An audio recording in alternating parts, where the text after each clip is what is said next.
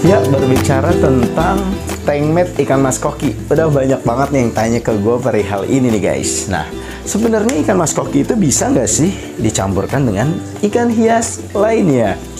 Dan apa kira-kira efeknya? Kita bahas yuk, apa aja sih tengmet ikan mas koki yang cocok untuk si mereka ya guys.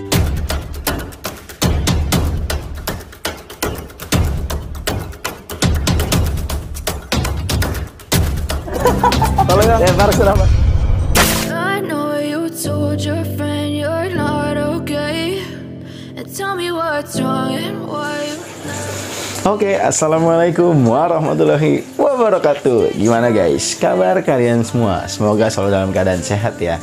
Udah lama banget gue libur, sorry banget ya guys. Nah, kali ini gue hadir untuk membahas tentang tengmet ikan mas koki nih guys. Karena udah banyak banget yang tanya, Bang, kira-kira yang cocok apa tengmet ikan mas koki? Nah, mungkin sebagian dari kalian yang mungkin hanya pecinta ikan hias, pengen nih punya ikan mas koki, punya ikan-ikan hias lainnya, ya kan guys?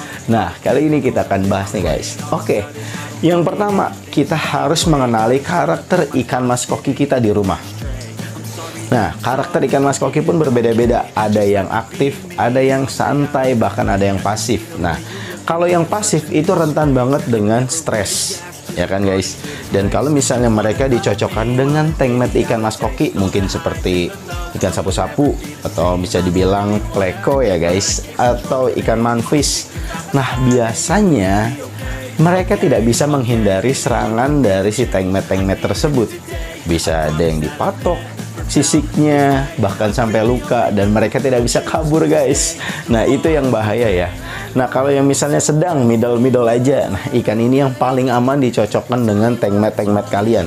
Ada ikan manfish, ikan sapu-sapu, ikan Sumatera, ikan apalagi ya, banyak banget sebenarnya tengmet mas koki. Udah pernah gua share juga dulu-dulunya gitu. Jadi kalian bisa aplikasikan, tetapi gua tidak sarankan karena sebenarnya ikan goldfish itu adalah ikan yang cukup rentan. Bahkan kalau bisa dibilang ikan goldfish itu adalah ikan yang cukup rewel ya guys. Bahkan kalau dibandingkan dengan koi, terkadang ikan mas koki lebih parah guys rewelnya, kalau menurut gue ya guys. Nah, jadi tengmet adalah salah satu yang penting bagi ikan mas koki.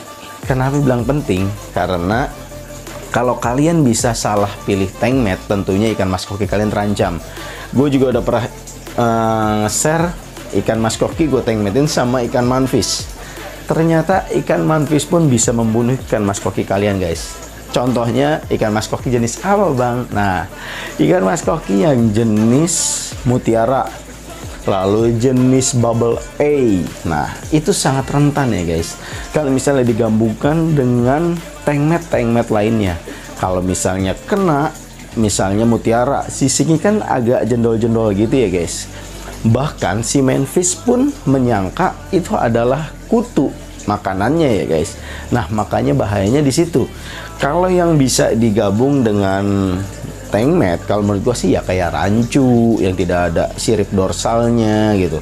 Kalau oranda sangat rentan guys. Kalau misalnya kalian gabungan dengan ikan-ikan lainnya, misalnya kayak ada yang gabungan dengan black ghost, dengan ikan manfish, mereka tuh terkadang bisa bergerak cepat guys. Kalau misalnya kena dorsal si oranda kalian, bisa bengkok kan guys. Nah, makanya penting banget untuk kalian bijak-bijak berpikir, kira-kira ikan mas koki kita di rumah pakai tengmet apa enggak ya? Kita lanjut yuk. Nah, oke guys, sebelum kita lanjut ke arah yang lebih dalam, alangkah baiknya nih yang baru kenal dengan channel ini, kalian bisa subscribe dan juga nyalakan tombol loncengnya agar bisa bertemu di kemudian harinya untuk pembahasan ikan mas koki yang lainnya ya guys.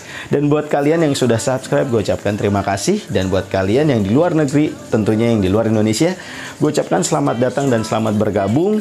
Kalau yang nggak ngerti bahasa gue, silahkan pakai subtitlenya ya guys. Nah, kalau gitu kita lanjut yuk pembahasannya. Nah, oke guys, jadi kalau untuk ikan mas koki yang jenisnya aktif, kadang ada ikan mas koki yang agresif ya guys. Nah, itu juga sebenarnya sedikit bahaya guys, karena kalau misalnya kalian pakai tengmet, ikan sapu-sapu atau manfish, dia itu kan badannya itu kulitnya agak kasar ya. Kalau misalnya terkena goldfish kalian, tentunya berbahaya nih guys. Nah, di situ pentingnya kalian mementingkan keamanan dari ikan mas koki kalian guys. Nah, lalu abang sendiri gimana nih? Apakah pakai tank mat? Nah, oke guys, akan gue bahas.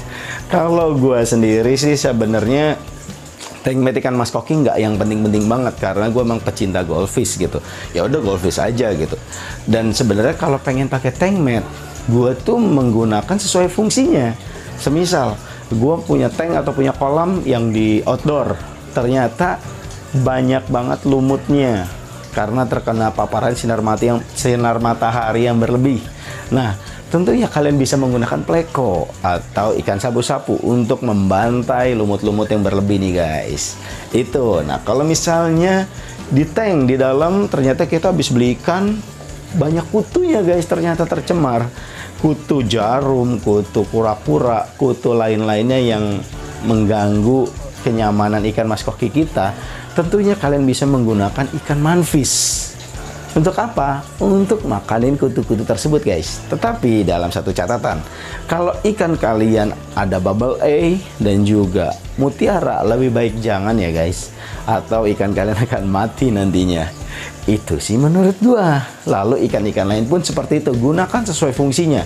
Kalau misalnya ternyata kutunya sudah hilang atau lumutnya berlebih sudah, ya angkut aja, kita pindah di satu tank khusus tank mat ikan mas koki yang kita butuhkan. Kalau gua sih seperti itu ya guys.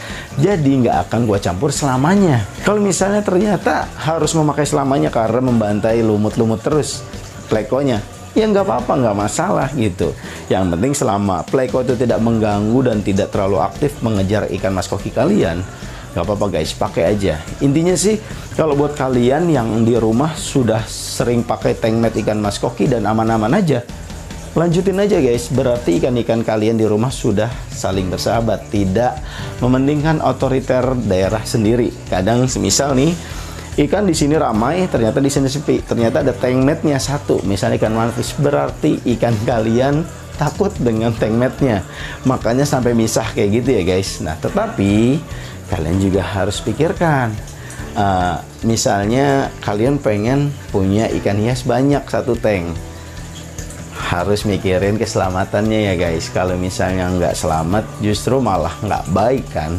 Kalau misalnya ikan mas koki ternyata malah menyerang tank mat kalian, itu sih jarang banget. Tapi kalau misalnya ada, lebih baik pisahkan. Intinya siapapun atau jenis apapun, kalau misalnya tidak akur, lebih baik pisahkan. Kalau misalnya disatukan, tentunya akan mengundang kematian nantinya guys. Nah, untuk pembahasan tank mat ikan mas koki sih kayak gitu aja ya guys. Kalian paham semoga ya. Jadi kalau misalnya nggak paham, silahkan diulangi lagi pembahasan tadi. Jadi intinya fleksibel aja, sesuaikan kebutuhan kalian guys di rumah untuk tank mat ikan mas koki. Nah, kalau gitu gue ucapkan makasih telah menonton hingga usai. Yang sudah bergabung dengan fitur channel juga gue ucapkan makasih. Yang belum gabung, silahkan gabung deh. Nah, kalau gitu sampai jumpa pada video selanjutnya.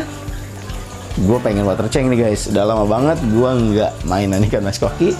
Udah libur dan sekarang mau beberes dan bebersih. Oke, kalau gitu sampai jumpa pada video selanjutnya. Assalamualaikum warahmatullahi wabarakatuh. Salam Story Fish.